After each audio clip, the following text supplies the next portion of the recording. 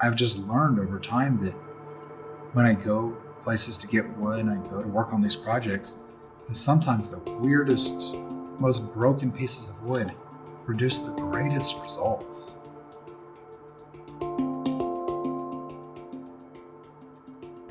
My name is Zach and Roger Lieck, and I've been with Riverbend for 9 to 10 years. My name is Roger Lieck, and I've been at Riverbend since about 2015.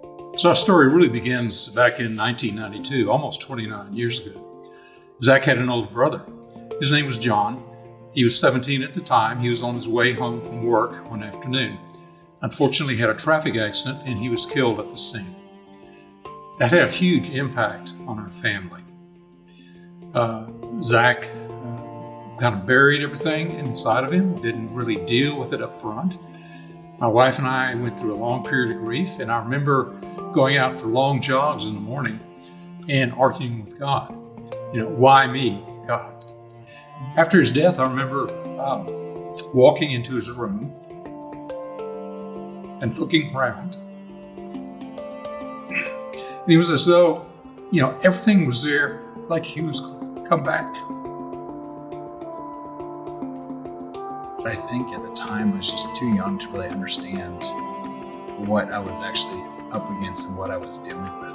And I think I just decided that my mom was so upset and so sad. I needed to be able to help her heal by being good.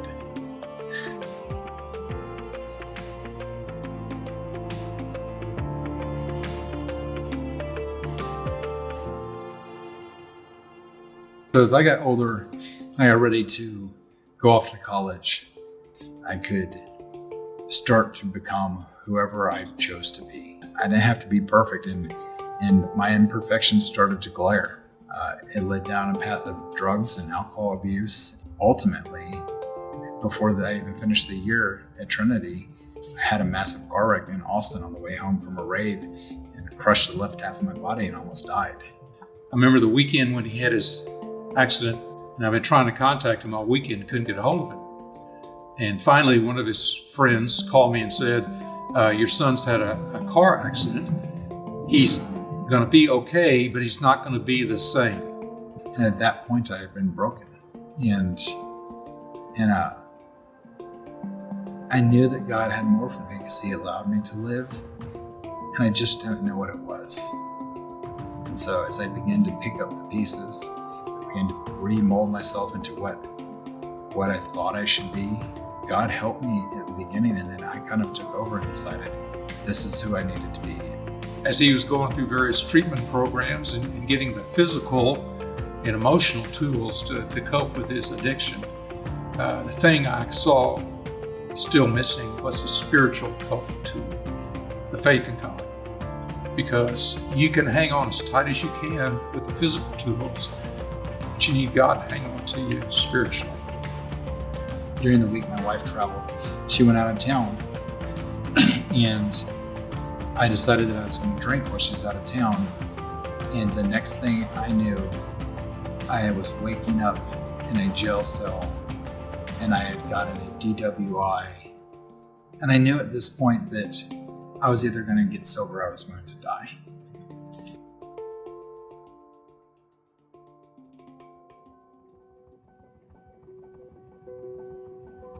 And so I began to go to AA. I had this great Christian foundation that I'd grown up on, but I didn't really know. The God that I had envisioned expected perfection, and I needed a God that was going to accept me as imperfect. So I needed him to be merciful.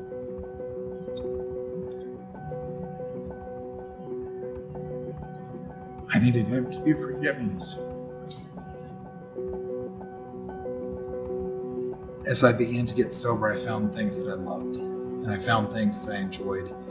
One of the things was taking something that is imperfect, like an antique or a piece of broken wood, and trying to manipulate it with my hands until it became beautiful again. So as Zach started to take steps towards recovering, not just physically and emotionally, but also spiritually, I began to get excited.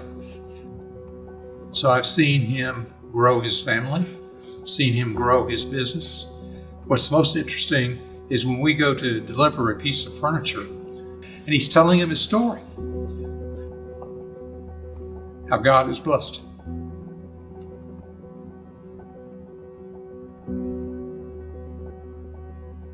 I've just learned over time that when I go places to get wood and I go to work on these projects, that sometimes the weirdest, most broken pieces of wood produce the greatest results. When we allow God to take these things and we are willing to show other people our flaws and our imperfections, God makes them beautiful and God makes them perfect.